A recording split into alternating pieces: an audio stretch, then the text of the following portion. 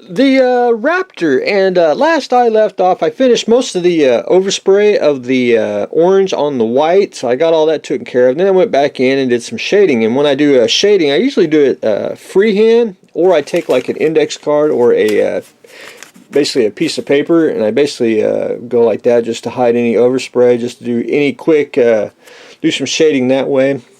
I do got some white on the orange, which that's no big deal. I want to go back in probably with a little bit of a darker orange, or a orange of a different brand, just to get a different shade, and go in and shade the panels. And then I'm going to go in with very, very little black and do some shading on that, just to keep it a little bit dirty, but a little bit, keep it clean as well.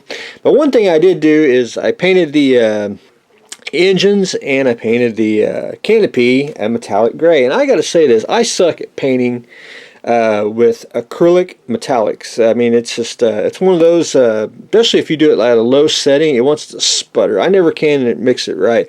If you spray like a whole model with it, it's beautiful when it's done, but I just can never get it to spray right for small little parts. So I got most of it painted with the airbrush, and I basically had to take a brush and go ahead and paint the rest of the engine. So I got it painted, and I'm going to take Mr. Pigments, and I got some metallic, I got a metallic silver, or a metallic gray, and a little bit of black, and I'm going to go in and do some pigments on the end just to get it a little bit deeper, and then I probably put a wash on it as well. But then I'm down to doing the cockpit and the inside and the pilots. And when I do aircraft or anything, I do everything like backwards. Everyone paints the cockpit, seals it up, and then they continue on. I basically assemble it and then go backwards, because you really can't see all the details on it anyway, especially when you put the canopy on. So I'm just going to get the highlights and put the decals in. But anyway, Mr. Raptor is taking shade. Now you can see the white overspray. That's no big deal, because it's going to be shading on it, and it just helps it out even more. So you never have to fret if you did get a little paint on the orange or anything of that nature.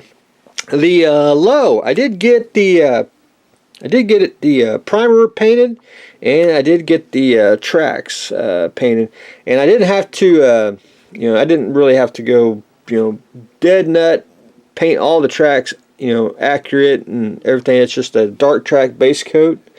And now what I'm gonna do next is go back in and again, Mr. Pigments, and there's some we're going to do a little bit of mud on here just to hide a few little places, that just to make everything look uniformed, and a little probably chunks of grass in there as well.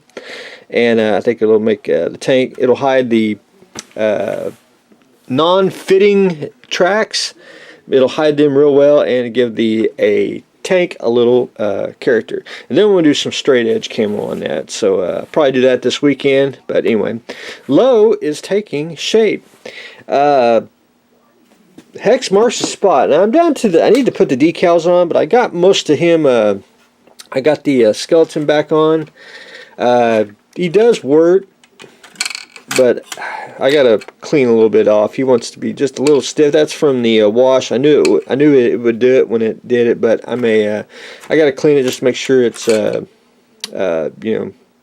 working order. But anyway, I think it's turned out really well.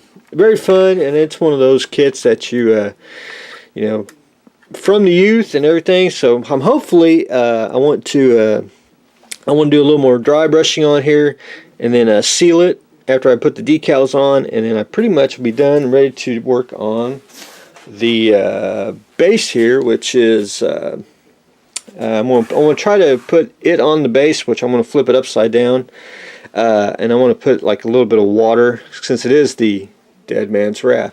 And then I want to do one thing, and I'm going to experiment first. I've never stained wood with, for example, acrylic paint.